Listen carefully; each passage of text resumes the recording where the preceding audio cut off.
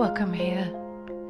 We're at the beginning of Lent, which can feel like a very grim time, a focus really looking towards the crucifixion and not over that hill to the resurrection. It's a useful time to contemplate the will of God and particularly to address the temptation that falls in the way of undertaking the will of God. So this Lent is a good chance to come closer to God and to understand the will of God more fully and deeply in your life. Jesus undertakes a long fast, and at the end of that time he's faced with overwhelming temptations, really strong temptations from the devil. The devil is a Greek term, Satan is a Hebraic term. I think it's useful to think of a figure, the devil, sitting on a rock talking to Jesus. Much more, the devil is the temptation to ignore the will of God, to cut across it. And all of this resides in the human mind, the human heart. In the natural world, you do not see the devil's work. It's only in humanity. And at its ugliest and most depraved, it's incredibly easy to spot. But it runs through human life because the temptation runs through human life.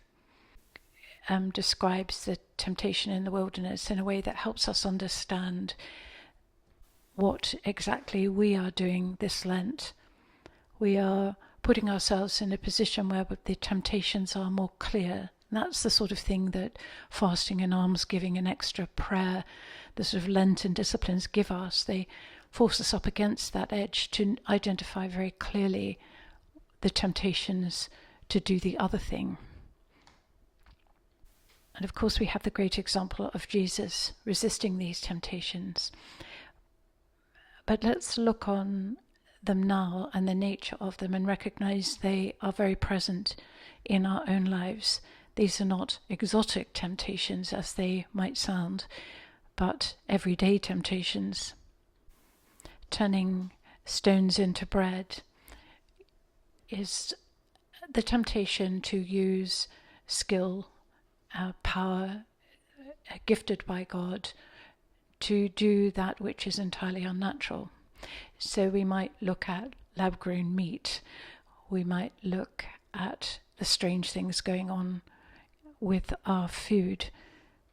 But beyond that, any time that human skill and ability and the power to undertake challenges transcends and cuts across the will of God.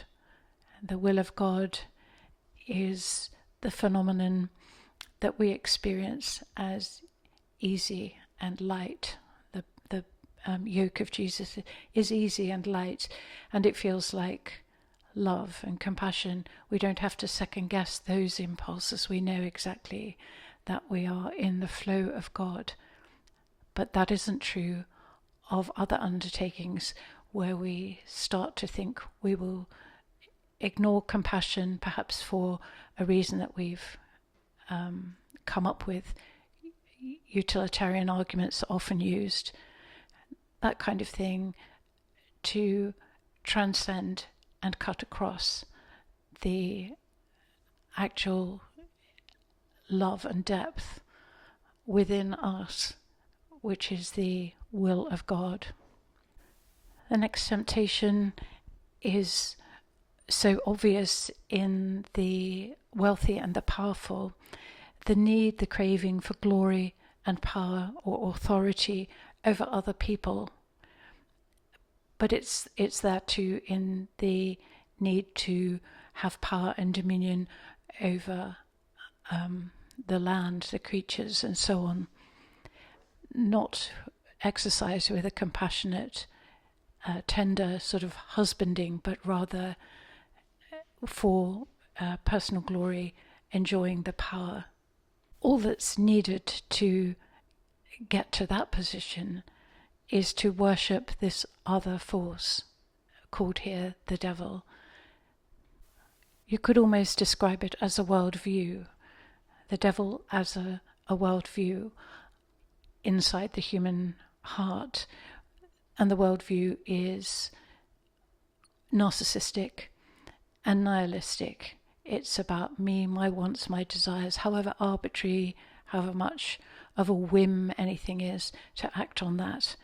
And so worship that, which is the devil. The final one is a powerful image of religious high position, standing on top even of the temple.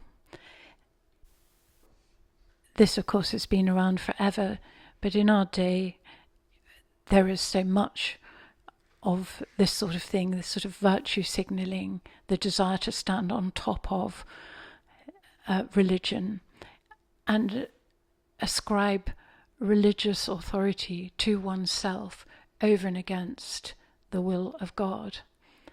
And not only that, but then to demonstrate that it in a way doesn't matter, because if you throw yourself down from that position, God will rescue you. This last temptation is to religious position, prominence, and to be astounding, removed very far from the plebs who are going in and out of the temple or at the market or in their homes cooking dinner. Altogether better than them. Warns, just don't put God to the test in this way. You can't come up with baroque scenarios for God to rescue you from your own capitulation to the work of the devil, to the work of evil. It's Lent and Lenten fasting, for example. If you're going to do a Lenten fast of any kind, the temptations become more clear and the will of God becomes more dull and easily stepped across, and begins to look like an arbitrary constraint on the desires that lie in the heart. And so very clearly the step across from the will of God and the discipline of your heart to follow the will of God can so easily be waived to fulfill what is often a very passing temptation. Transgressions, though, are exactly similar in kind to the transgressions which are horrific on a larger scale and easily identified as a sort of satanic force. In Romans, Paul says that righteousness comes from faith, and the righteousness that comes from that is very different from being a good person, just an ordinary sort of good person, or pretending to be a good person, or signalling virtue where real virtue is absent. But rather, righteousness comes from faith. Righteousness comes from being in the way of the will of God. This portion ends with beautiful are the feet of those who bring good news. And that is you. It's every Christian who is in God's flow, living the will of God as closely as they can, bringing good news. May your Lent be holy and draw you nearer and nearer in to God's heart.